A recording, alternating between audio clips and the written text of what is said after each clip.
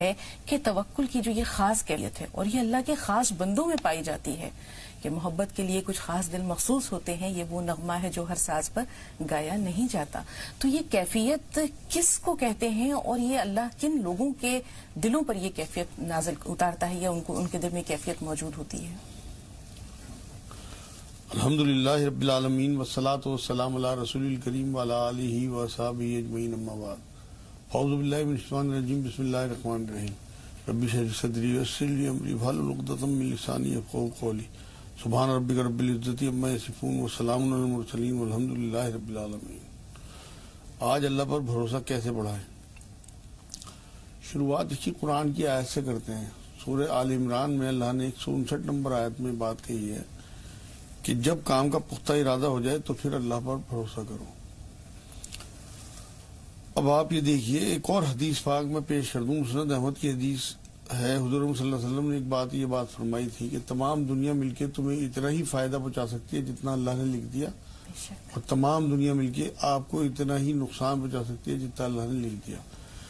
اب یہ ہے اصل بات کہ ہمیں اس پہ یقین ہو، یہ بھروسہ کہ تمام اسباب ہمارے پاس ہوں، اس کے بعد پھر ہمارا بھروسہ اللہ پہ ہو. اصل بھروسہ بڑھانے کے لیے مین چیز یہ ہے کہ ہمیں اپنے اللہ رب العزت کی قدرت پہ پورا بھروسہ یہ ہونا چاہیے کہ وہ ہمیں بھی اور دوسروں کو بھی سب کچھ دینے والا وہ ہے اور چھیننے والا بھی وہی ہے. یہ یقین اگر ہمارے دل میں اتر جائے، اور یہ حدیث جو تمام دنیا مل کے اتنا ہی فائدہ ہے نقصان پہنچا سکتی ہے اتنا لکھ دیا. اصل میں ہمیں بھروسے کے لیے سب سے پہلے تقدیر کو سمجھنا پڑے گا. سب سے پہلے ہمیں جو زندگی ملی ہے یہ سانسوں ہی چلتی ہے، سانس ہمارے اختیار میں نہیں ہے. بس جس کے اختیار میں سانسیں ہیں بھروسہ بھی اسی پر ہو. جس کے پاس کلمہ کن ہے، جس کے پاس اتھارٹی ہے، جو سب سے سپر پاور ہے، بھروسہ اسی پہ ہونا چاہیے. جب شفا، تندرستی، رزق، اولاد، بیٹے بیٹیے، مطلب عزت ذلت سب وہ کلیم یہ کرتا ہے قرآن میں کہ میرے ہاتھ میں ہے. تو جب سب کچھ اس کے ہاتھ میں ہے تو ہمیں تو پھر بھروسہ اسی پہ ہونا چاہیے. لیکن یہ یقین ہو. اصل میں آپ یہ دیکھیں نا کہ سب سے زیادہ جو چیز ہے وہ ہماری سانسیں ہیں، ہماری زندگی ہے. ایک چیز، اس کے بنا تو کچھ بھی نہیں ہم کر سکتے. جب وہی اللہ کے ہاتھ ہے تو پھر اس کے علاوہ کسی بھی اور پہ تو بھروسہ کیا ہی نہیں جا سکتا. آپ یہ دیکھیے کہ ہم دوسروں کو یہ یقین لوگوں کو بتاتے ہوئے رہتے ہیں، لیکن جب اپنا معاملہ آتا ہے اس ٹائم ہمیں پتہ لگتا ہے کہ ہم کیسے پیرامیٹر پہ ہیں. تو ہمیں جب اپنے حالات سامنے آتے ہیں اور ہمیں یقین ہو پختہ کہ واقعی ہمیں سب کچھ دینے والا اللہ ہے، تب یہ بات کھلتی ہے کہ ہم کتنے ایمان والے ہیں. اور یہ ایمان کا حصہ ہے، بنا اس کے تو آپ کا ایمان ہی مکمل نہیں ہے. مولانا صاحب، قرآن پاک میں بھی ایک آیت ملتی ہے کہ بسم اللہ الرحمن الرحیم وَمَن يَتَوَكَّلْ عَلَى اللَّهِ فَهُوَ حَسْبُهُ إِنَّ اللَّهَ بَالِغُ أَمْرِهِ قَدْ جَعَلَ اللَّهُ لِكُلِّ شَيْءٍ قَدْرًا، کہ جو اللہ پر توکل کرتا ہے تو اس کے لیے اللہ ہی کافی ہے. غزوہ بدر میں 313 ہیں مجاہدین، سامنے 1000 کا لشکر ہے، کیل کاٹے سے لیس ہے. یہاں اسباب کچھ نہیں ہے، اللہ کی مدد پر یقین ہے.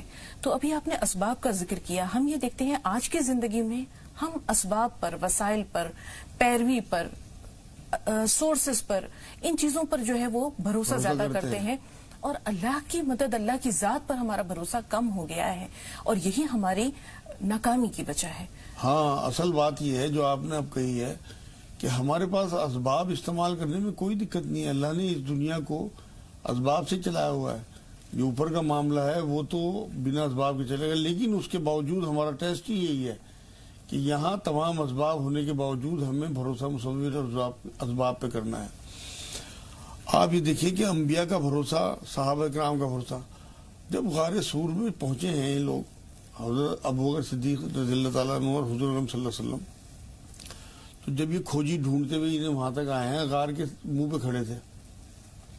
ابوبکر صدیق صاحب کو اتنی فکر تھی حضور صلی اللہ علیہ وسلم کی، ہلکی سی سرگوشی یہ کی کہ حضور اگر یہ نیچے بھی دیکھ لیں گے نا اپنے پیروں کی طرف تو ان کی نظر ہمارے اوپر پڑ جائے گی، ہم پکڑے جائیں گے. قرآن میں بھی ہے یہ بات اور حدیث بخاری مسلم دونوں میں. تو حضور صلی اللہ علیہ وسلم کا جواب جو تھا وہ رہتی دنیا تک کے لیے لوگوں کے بھروسے کو بڑھانے والا ہے کہ اب اگر تیرا ان دو لوگوں کے ساتھ تیسرا اگر اللہ ہو، ان کے بارے میں کیا خیال ہے. اب یہ بھروسہ کہ ہمارے ساتھ ہر وقت اللہ ہے، یہ ہمارے یقین کو اور ہمارے توکل کو بڑھاتا ہے. ابراہیم علیہ السلام نے جب آگ میں ڈالے جا رہے تھے تو فرشتے نے آ کے کہا کہ آپ کہیں تو میں اسے ٹھنڈا کر دوں آگ کو. اس پہ بھی بھروسہ نہیں کیا کہ میرا، اور اللہ نے کیا کیا اس بھروسے کے بدلے میں کہ آگ کو گلزار کر دیا. تو ہمیں اصل بات یہ ہے کہ اس خالق پہ جو قادر مطلق ہے اس کی قدرت پہ بھروسہ ہو اور اس کے تمام تر چیزوں پہ. آپ یہ دیکھیں کہ اگر آپ کو کسی ایس پی یا ایم پی یا کسی شہر کے بڑے آدمی کا پروٹیکشن حاصل ہو تو آپ اتراتے پھرتے ہیں، دلیر بنتے پھرتے ہیں، آپ کو کوئی ڈر خوف نہیں ہوتا. اور جو سب سے سپر پاور ہے، اگر اس کا بھروسہ آپ نے جیت لیا اور اس کا ساتھ آپ کے ساتھ، آپ جنگل میں جاتے ہوئے ہو، 3 سال کا بچہ آپ کے ساتھ ہو تو آپ کو کوئی خوف نہیں ہوتا. اکیلے آپ جا رہے ہو تو سرسراہٹ اور کسی ذرا سی بھی کسی جانور کی آواز آ جائے تو آپ کی جان نکل جاتی ہے. 3 سال کا بچہ اگر خدا نہ خواستہ کوئی آفت آ جائے تو اس کی بھی آپ کو جھیلنی پڑے گی ساری. لیکن اس کے ساتھ ہونے سے آپ کی تسلی اور بھروسہ اور حوصلہ بڑا رہتا ہے. اللہ رب العزت سے اگر آپ کا تعلق ہو گیا اور وہ اس تصور کے ساتھ ہر وقت آپ کے ساتھ ہو کہ اللہ میرے ساتھ ہے، یہ تصور آپ کو دے دے، تو آپ یقین کریں کسی بھی قیمت پہ آپ کو کوئی ڈر نہیں ہوگا اس دنیا میں رہتے نہ کسی سے، کیونکہ جو اللہ سے ڈرتے ہیں وہ کسی سے نہیں ڈرتے. بالکل مجاز صاحب، حضرت یوسف علیہ السلام کے مثال ہمارے سامنے ہے. چھوٹے سے تھے جب بھائیوں نے کنویں میں ڈال دیا، اور کہتے ہیں حضرت جبرائیل کہ مجھے 4 مواقع پر بڑی تیزی سے آسمان سے نیچے آنا پڑا. اس میں ایک موقع یہ بھی تھا کہ ان کو نیچے گرنے سے پہلے اپنے پروں پر اٹھا لوں اور ایک جگہ پر بٹھا دوں. تو وہ چھوٹا سا بچہ تنہائی میں اللہ کو یاد کر رہے اور ان کو یہ بھی نہیں پتا تھا کہ میرا مقدر کیا ہونے والا ہے، اللہ نے کون سی کامرانیاں ان کے نصیب میں لکھی ہوئی ہیں. لیکن وہی اللہ پر بھروسے کی بات آتی ہے. اسی طرح آپ کو خواجہ بختیار کاکی رحمۃ اللہ علیہ کا واقعہ بھی یاد ہوگا، جب والدہ نے ان کے والد نے والدہ سے کہا کہ تم طاق میں صبح شام جو ہے وہ کھانا رکھ دیا کرو، اور بچہ جب یہ کہے تو کہو جا کر اس طاق کے پاس اللہ سے مانگو. وہ بچہ یہی کرنے لگا کہ صبح شام اللہ سے وہ طلب کرتا اور اس طاق سے جو ہے وہ کھانا مل جایا کرتا. ایک دن والدہ کو دیر ہو گئی، پریشان ہوئی کہ کیا ہوا، بچہ تو گیا ہوگا طاق کے پاس، کھانا نہیں ملا. اور جب دیکھا کہ وہ انواع و اقسام کے اچھے اچھے کھانے کھا رہا ہے بچہ، وہ دوڑی ہوئی اپنے شوہر کے پاس گئی کہ آج تو میں نے کھانا رکھا نہیں، پھر یہ کھانا کہاں سے آیا؟ کہتے ہیں بس میرا کام ہو گیا. میں اس کے دل میں یہی چیز جگانا چاہ رہا تھا، یہی ایمان جگانا چاہ رہا تھا. تو مجھے سب سوال یہ ہے، بڑے تو پھر بھی جو ہے وہ اللہ پر بھروسہ رکھتے ہیں، یقین رکھتے ہیں، لیکن یہ جو نئی نسل ہے، یہ جو ننھے منھے بچے ہیں، ان کے دلوں میں آج اللہ پر ایمان، بھروسہ یا توکل کیسے پیدا کریں؟ ہاں، اصل میں یہ سب صحبت سے ہوتا ہے، تربیت سے ہوتا ہے. پہلے تو اصل میں پہلے خانقاہیں تھی، کچھ لوگ اس طرح کے اللہ والے ہوتے تھے کہ جو اب تو اللہ والے جو ہیں وہ بھی اوپر گئے ہیں. شوبازی کے اندر کچھ نہیں، خالی ہے زیادہ تر لوگوں کا حال. سارے دنیا بھی خراب ہوئی لیکن اکثر کا حال یہی ہے. اصل میں تو ہمیں حضور صلی اللہ علیہ وسلم کی زندگی جو ملی ہوئی ہے نا 63 سال کے، جو ان کی حدیثیں اور ان کی لائف کا جو ہمارے پاس سارا ذخیرہ ہے وہ ہمارے لیے مشعل رہا ہے. حضور صلی اللہ علیہ وسلم نے ایک بار یہ بات فرمائی تھی کہ اگر تم اللہ پر ایسا توکل، ایسا بھروسہ کرو کہ جیسے پرندے کرتے ہیں، جیسا کرنے کا حق ہے، تو اللہ تمہیں ایسی بے گمان جگہوں سے روزی دے جیسے فرشتوں، جیسے پرندوں کو دیتا ہے کہ وہ صبح خالی پیٹ نکلتے ہیں اور رات کو بھرے پیٹ آتے ہیں. ایک اور بھی حدیث پاک ہے جس میں تھوڑا سا تنبیہ ہے. ایک بار حضور صلی اللہ علیہ وسلم نے بات فرمائی کہ خوش نصیب اور خوش بخت ہے وہ انسان جو اللہ کے بھروسے، جو اللہ کے فیصلوں پر راضی رہے، اور بدبخت ہے اور بد نصیب ہے انسان جو اللہ کے فیصلوں پر راضی نہ ہو، ناخوش ہو. تو یہ بڑا خطرناک معاملہ ہے. اللہ کے فیصلوں پر راضی رہنا ہمیں اصل میں اللہ کے بھروسے پہ بڑا. بات یہ ہے نا کہ تمام تر چیزیں جو میں نے گنوائی ہیں وہ سب جب اللہ کے ہاتھ میں، سب سے بڑی چیز تو مہلت ہے جو ہمیں اللہ رب العزت نے دی ہوئی ہے. یہ سانسیں، یہ زندگی، جو سب کچھ اس کے ہاتھ میں ہے. تو جب ہے ہی سب کچھ اس کے ہاتھ میں، ہماری زندگی اس کے ہاتھ میں ہے، تو پھر ہم بھروسہ کسی اور پہ کیسے کر سکتے ہیں؟ یہ سوچیں کہ ہماری سانسیں جو ہیں وہ ایک ایک سانس اللہ کے پاس ہے، تو یہ یقین ہمارا بڑھتا چلا جائے گا. اور رزق کا معاملہ ہو، دیکھو جی، یہ تو جو چیزیں آپ بدل سکتے ہو نا، یہ تو آپ انہیں بدل لیں، اور جو چیزیں آپ بدل نہیں سکتے وہی تقدیر ہے. اور رزق کا معاملہ جو ہے وہ آپ بدل نہیں سکتے. قرآن میں اللہ نے کہا میرے ہاتھ میں ہے، تو اس کے بارے میں تو ہم نے ٹینشن لینی نہیں ہے. عادتیں ہم بدل سکتے ہیں. اے پی جے عبد الکلام صاحب کا ایک مجھے قول یاد آ رہا ہے کہ تم اگر اپنی عادتیں بدل لو تو قدرت تمہاری تقدیر بدل دیتی. کیا بات، بالکل. اب آپ اندازہ کریے کہ جو چیزیں ہمارے ہاتھ میں ہی نہیں ہیں ہم انہیں بدلنے کے چکر میں رہتے ہیں. وہ نہیں، حالانکہ وہ ہیں تھوڑی سی چیز ہے، لیکن باقی زیادہ تر چیزیں اللہ نے ہمارے ہاتھ میں دی ہوئی ہیں کہ ہم بدل سکتے ہیں. ان پہ ہمارا کوئی دھیان نہیں ہوتا، کوئی ہماری کوشش نہیں ہوتی. ہم صرف اس چکر میں رہتے ہیں کہ ہم وہ چیزیں بدل دیں جو بدلی نہیں جا سکتی، جو فکس ہیں. نہ تو ہم موت کو، سانسوں کو، رزق کو، مطلب جو بھی معاملات ہیں، یہ تھوڑے سے چیزیں ہیں، لیکن انہی کے چکر میں ہماری پوری زندگی گزر جاتی ہے. رزق کا وعدہ تو اللہ نے کیا ہوا ہے، تو ہم کیوں اتنی ٹینشن میں پڑے. بالکل مجاز صاحب، ایک شخص نے یہ کہا اگر میرا کوئی کام ہو جاتا ہے تو میں اللہ کا شکر ادا کرتا ہوں کہ اس نے میری چاہت کو مقدم رکھا. جی، حضرت علی کرم اللہ وجہ کا قول ہے.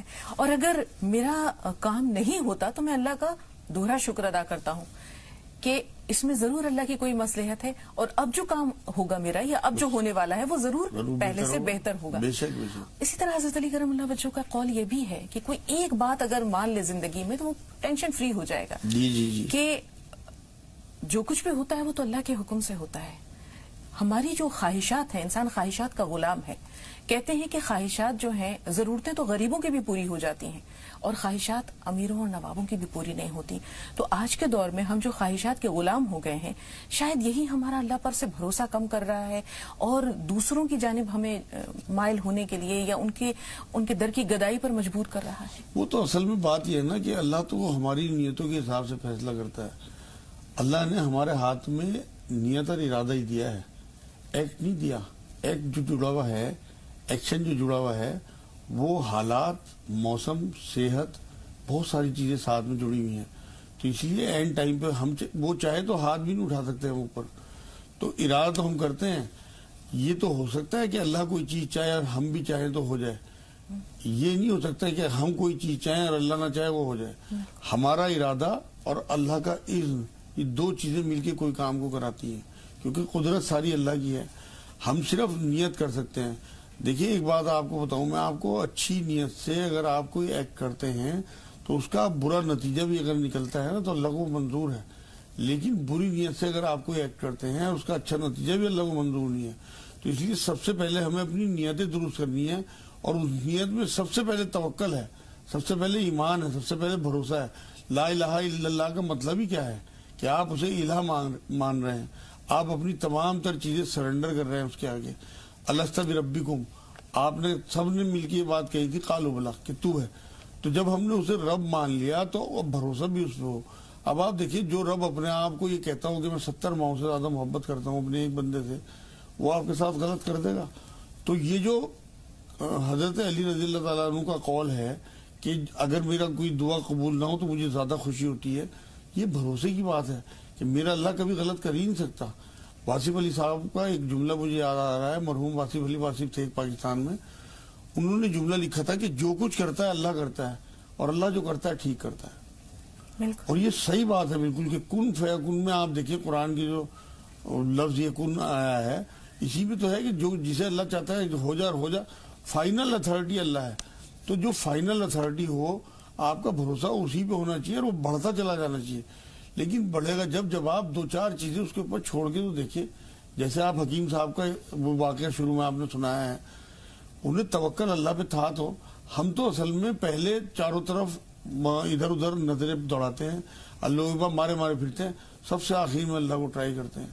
آپ سب سے پہلے اللہ کو ٹرائی تو کرو، 2 نفل پڑھ کے اس کے آگے گڑ گڑا کے تو دیکھو وہ کیسے دیتا ہے.